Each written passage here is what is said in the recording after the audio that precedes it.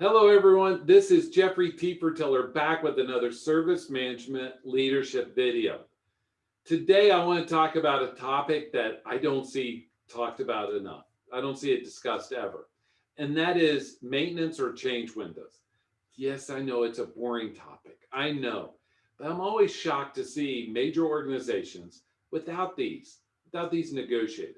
Even further, I've seen up close a very large organization that had these established. Great, yay! Throw a party. Except IT established these windows and told the business about it. They weren't good for the business to take maintenance outages at those times. Think about how ridiculous that is. And it's true.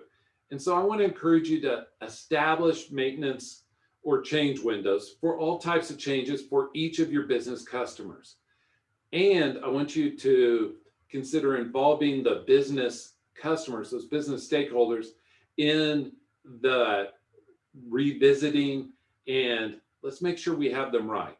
Lastly, well, maybe there's an add-on there at the end.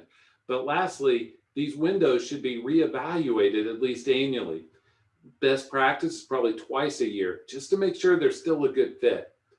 But the one thing I want you to think about, and this is a deep thought, so it may take just some germinating on it, make sure we're thinking about it right.